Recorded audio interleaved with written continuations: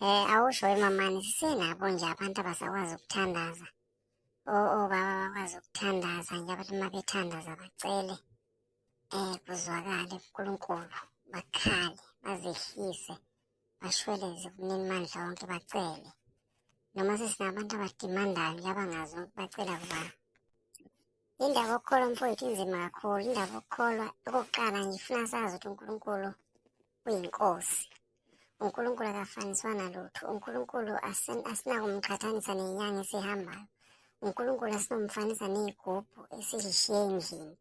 uNkulunkulu asinakumfanisa nemfene esiy'gibelayo. uNkulunkulu asinakumfanisa noprofesa kumbe abantu esibahambayo. Noma unengcebo engakanani kodwa funa wazi ukuthi uNkulunkulu ungaphezu kwakho konke. Okusho ukuthi noma ngawulala endlini ye-tiles, ine-aluminium, uhamba ngo-Mercedes, uhamba nge-Fortune, uhamba nge-Ford Ranger, kodwa funa wazi ukuthi uNkulunkulu ubani kuwena. uNkulunkulu uphezulu, uNkulunkulu uyinkosi wena. So kufanele uhloniphe inkosi yakho bese uhlonipha nabantu bayo. So bonke abantu emhlabeni abakaNkulunkulu. So uma ungamhloniphi umuntu kaNkulunkulu, futhi amhloniphi noNkulunkulu. Njengokuthi singabazali, uma ungamhloniphi ubabakho nabafowenu ngeke bahloniphe, ngoba manje amhloniphi vele nobaba wakho. So siyakule nto ukuthi-ke uma ucela uNkulunkulu, ucela ngokuzehlisa, ucela ngokuzithoba, uyacela Nkosi makwenzeka bengacela ungiphe ukuthula, kodwa ekuthuleni engangipha khona kungangenzi ngizikhukhumeze.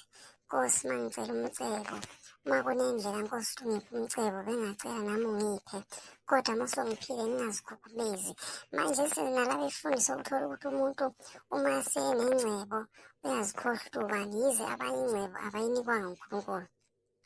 Ngoba kunabantu ongabona bephumelele, banemizi, banamabhizinisi, uzitshele bakucele uNkulunkulu abanakwathi bakuthole ngendluzula yabo, noma bakuthole ngobuqili babo, noma ukuhlakanipha kwabo. Ukuhlakanipha kwabo okungasahlangene nobuNkulunkulu, okungasahlangene nobungcwele, bakuthole ngama-shortcut yabo. Washo indaba mama, yazi leyo nto ngiyayibona. Uthole umuntu uney'nto zakhe, unemali zakhe zigcwele amabhenki. Wena umntwana ofunda iBhayibheli uthi wena ayi, ubaba uphumeleliswa uJesu. Uma umfundisi mbona nje uphumeliswa uJesu. Kodwa uma ungafika uma umfundisi uthi amfundisi, ngicela ungithandazise, ngicela ukuphasa ngo-8 distinction, angeke akwazi ngoba phela vele naye ula khona akafikanga ngomkhuleko. Kunabantu ongabatholi basebenza kahle uyitshele nabafike ngoba bethandazile. No, abanye bakwazile, abanye balale nemeneja, abanye kwafa umnikazi walo position ukuze kungene lo. Kodwa wena ngokukholelwa ukuthi ufakwe uJesu, uzobona kungasangeneki ukuthi akuyona le ndlela.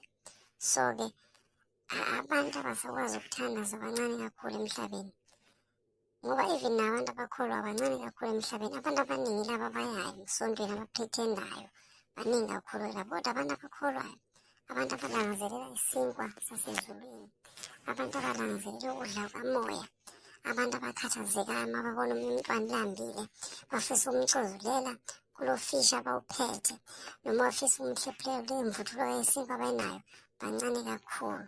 Sinabantu manje abaphumelele empilweni ongafuni ukusiza omunye umuntu.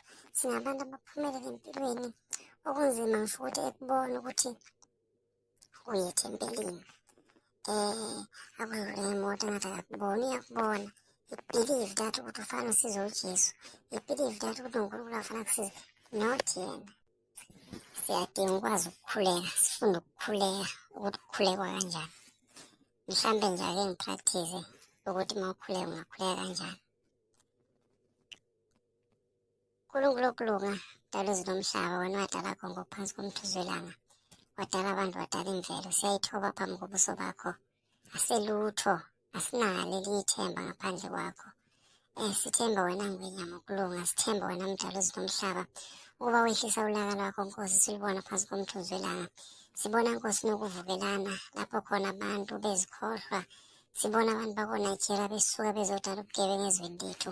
Sicela Nkosi upha amandla ophakela umthakathi, amadoda ame njengamasosha. Sicela Nkosi upha amandla onhlanhla mkhwanazi bamenze ngamasosha nkosi, babonakale bayisibuko phambi kwezwe. Izwe lingababoni njengoba lifuna ukufeza kwezepolitiki, izwe malingababoni ngoba lifuna ukuphaka lixoshe indlala, kodwa malibabone njengabaholi abafanele ukuba bazibonakalise ukuthi balikhathalele izwe labo, bafise ukuthi nabo babe nenqubekela phambili, kuthuthuke, kusuke imisindo. Sikhulekela nkosi kwezamabhizinisi ukuthi uma kuliwa nabantu abayidakamizwa, kepha kungaphazamiseki umnotho, kungabi khona abantwana bolahlekelwa yisinkwa. Ngwenyama ukulunga siyazithoba phambi kobuso bakho, veza isixazululo, veza isixazululo Nkosi. Angeke sathembela kwipolitiki, kodwa sifanele ukuthembela kuwena Nkosi, ngoba wena ume njengenkosi, ume njengesibani. Umkhuleko-ke loyo mafuna ushaya ucele, uzehlise, uzithobe, ungavele nje udimande. Hayi inkosi mama, niyakwazi ukuthandaza, awuvele nje ukhulume, ngingakhuluma nomngani wakho, uyacela.